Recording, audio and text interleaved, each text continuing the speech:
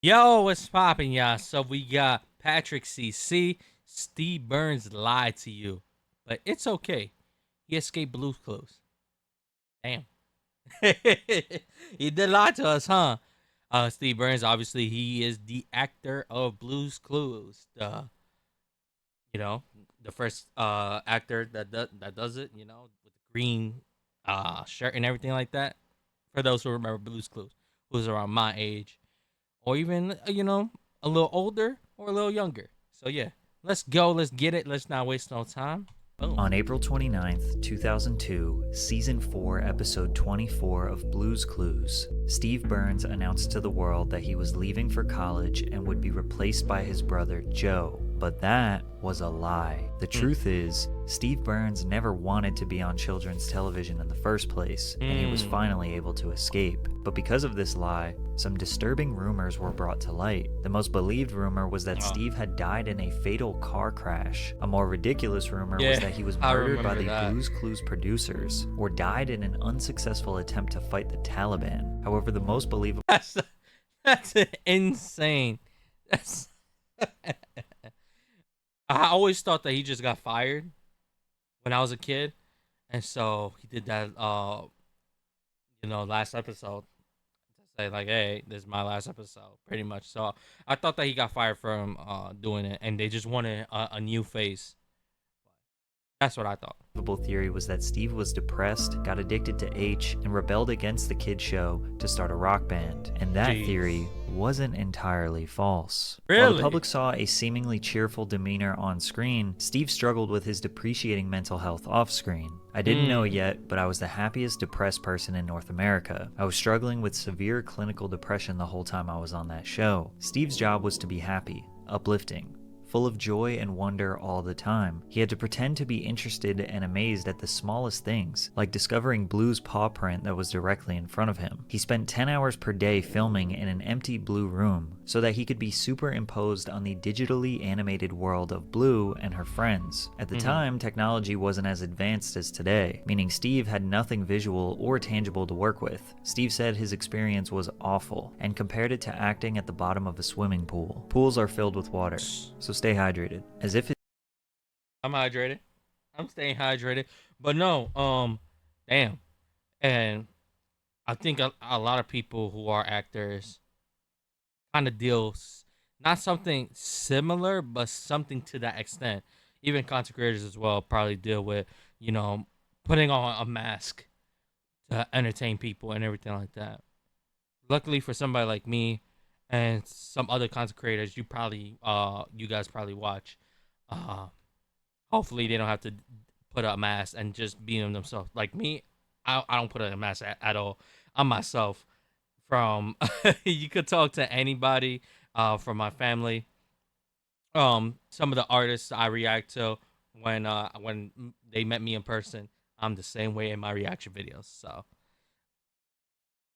luckily, I don't deal with that, and I never had a situation where I had to put a mask on because I think that's not true to yourself. So somebody like Steve, it's tough. It's tough. Let's keep going. his experience wouldn't be any more taxing on his mental health. The insane things posted about him online made things even worse. Take this game on Newgrounds, for example, where your objective was to destroy Not Blue and then Newgrounds. assassinate Steve. You eliminate the dog, then go into the house where Steve is flipping you off. So you shoot him until his head pops off and then the house burns down. He also had to read creepy I'm not surprised, bro.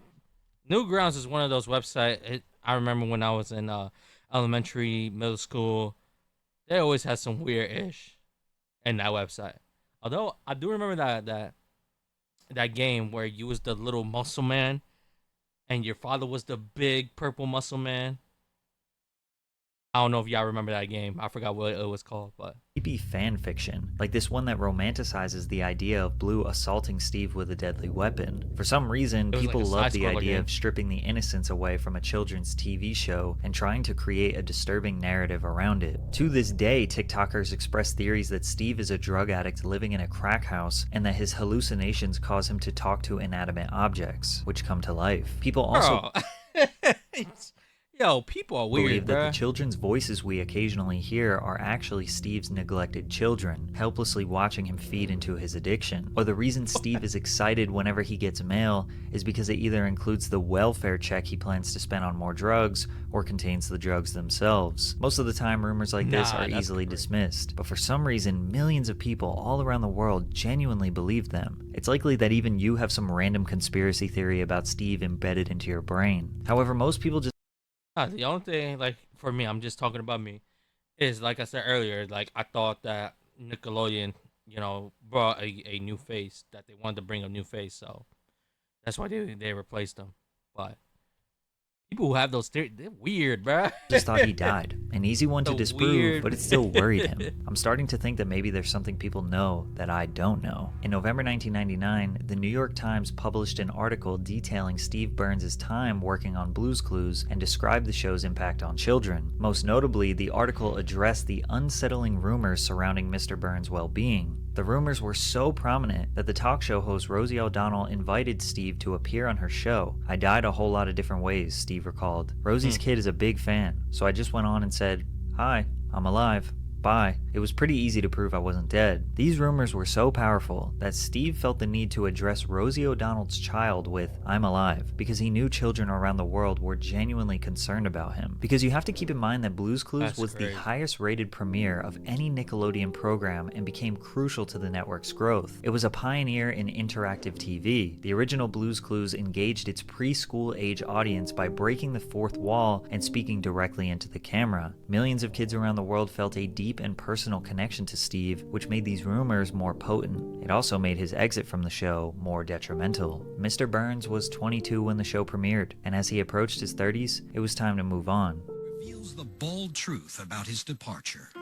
I knew I wasn't going to be doing children's television all my life, mostly because I refused to lose my hair on a kids' TV show. And it was happening.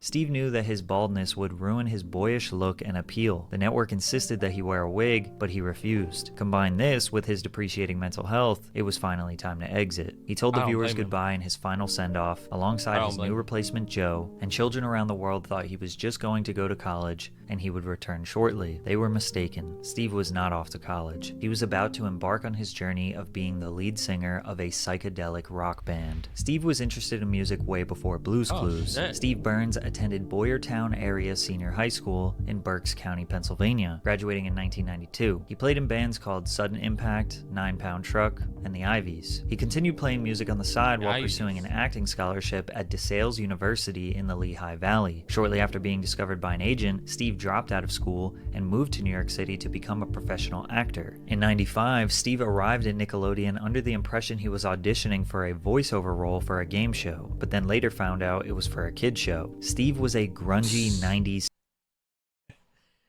Oh, the entertainment skate business, rock bruh. kid with long hair and earrings, not the ideal fit for the job. Tracy Page Johnson, executive producer and co-creator of Blue's Clues, says that he didn't want to be a children's host. Of the 100 people we auditioned, he was by far the realest. He loved kids, but he didn't want to make a career out of it. Steve didn't want to be on children's television. He wanted to make music, and after he stepped away from the show, he could finally make his dreams a reality. In 1999, Steve walked into a party in New York where he heard the Flaming Lips 1999 album, The Soft Bulletin, for the first time, considered by many to be the Flaming Lips' masterpiece. This moment changed Burns' life and reignited a passion for music he thought Blue's Clues had burned away. From there, he acquired Pro Tools and started writing songs. I had literally been doing nothing but talking to objects made of felt for 6 years. There was this weird creative constipation going on. Steve wrote roughly 35 songs in one sitting, but selected 12 to feature on his debut album, Songs for Dust Mites. Now it was time to get in the studio to record, so he contacted his favorite producer, Dave Fridman, who had worked with the Flaming Lips in the past. Interestingly enough, Fridman had just held a Blue's Clues themed birthday party for his children, so he was eager to see what creative potential Steve had. Steve sent Dave some demos, assuming he'd think they sucked, but he got the opposite reaction. Dave liked it,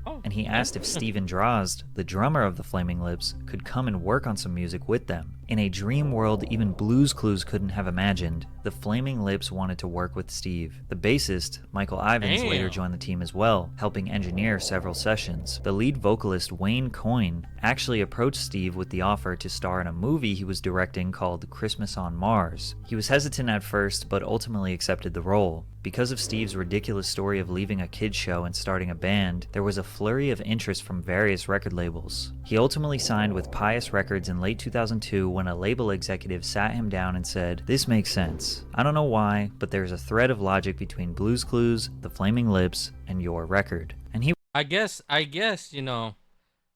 because of Blue Clues, it just gave him so many opportunity once he left the show. So, damn.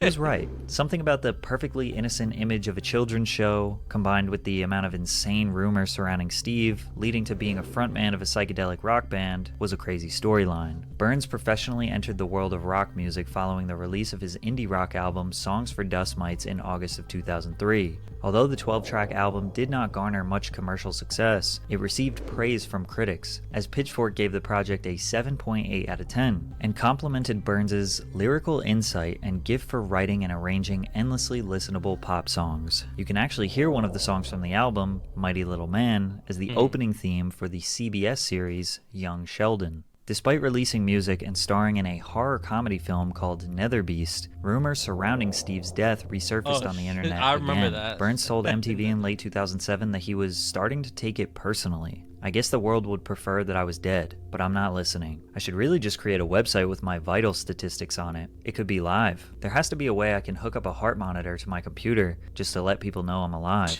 To this day, Steve's Instagram handle is Steve Burns Alive, with a bio that reads, "I've seen the meme." Seen the meme. Oh my god.